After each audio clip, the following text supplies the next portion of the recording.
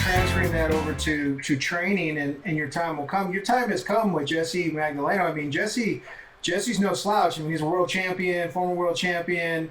You know, he's ranked number one. How did that relationship come about between you and Jessie? No, you know what? With Jesse, you know, we get along really good. Yeah. You know, I'm so blessed to be his trainer. You know, he has a tremendous talent. He has a tremendous punching power as well. Yeah. You know, has a lot of courage too. So you know, to me, and to give me the confidence to be his chief trainer, he takes a lot. You know, he a lot of responsibility. You know, I'm there for him day in, day out. You know, morning, night, whenever. You know, I'm always available for him to develop him. You know, and we already got 2 fights in 126, which is a new division. And in the last fight, we fight a guy from Tijuana, very tough contender. Very, very, very tough contender, and we got a good win, and people see what Jesse is capable to do, what my work is, you know, I'm capable to do, and we just got a tremendous win that night on I was back in California against Rafael, who fights. It was already a title contender. Against Santa Cruz. He fight Santa Cruz, he fight Joe Urias. Well, it was just got lost with a top contender of world champion guys. Yeah. So when we fight him, man, it was a great fight. It was a tough night, but JT showed skills, showed boxing, showed power, and he got a tremendous win. Now, Jesse was already a polished world champion fighter when he came to you.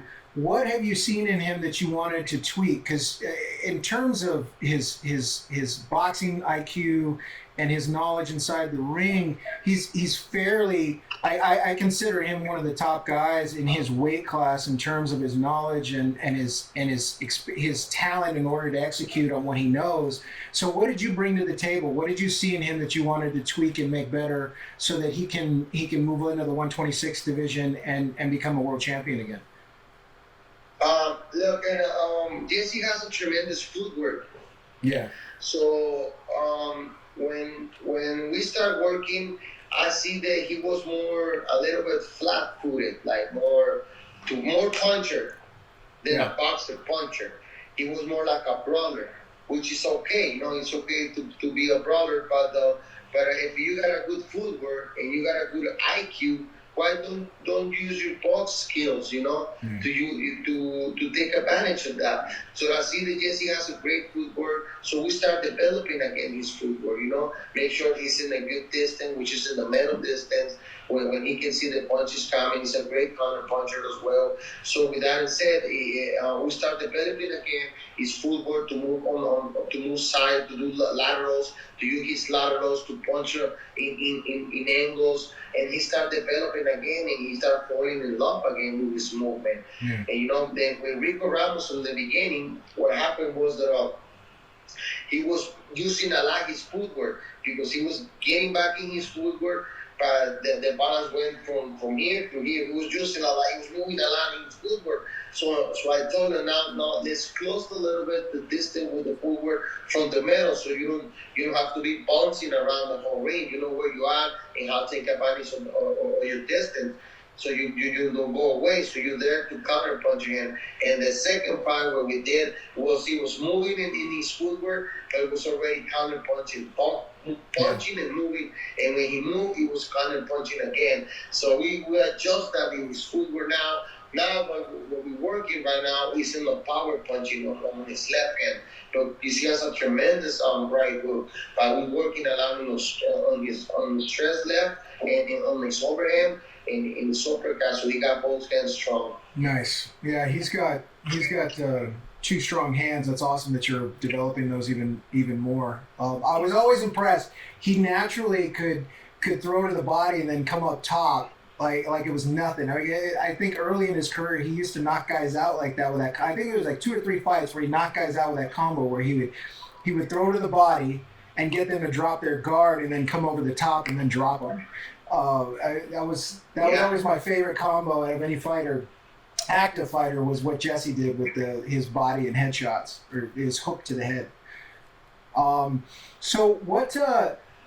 I know Jessie has been wanting to be more active, and just from dumb luck, things have happened to where he hasn't been as active as he wants to be. And now with this COVID thing, everybody's careers are delayed. When can we expect to see Jessie back in the ring? I mean, I know he was training. When have you guys heard anything from Top Rank about when they want to put him back in the ring? Yeah, you know what, Armando? We were scheduled to fight on March 14 in New York. Yeah. So we went out there, and we went to the press conference, and they told us that we were gonna fight with no audience. That was like what they told us by Calm already on that Thursday. And then we went back to the hotel, rest a little bit, and we started working out like around 8.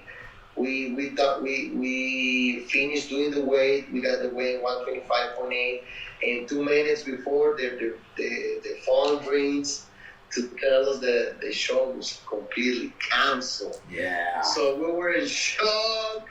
We were mad. We were sad. We were worried. Everything on the same time, you know. And it was a 10-week camp. It was a lot of work, a lot of sacrifice, a lot of training expenses too, you know, everything, man. So we came back from New York healthy, thank God, and now he take 1 week off, and then he called me and said, I'm going to start running. I'm going to make sure my weight is okay.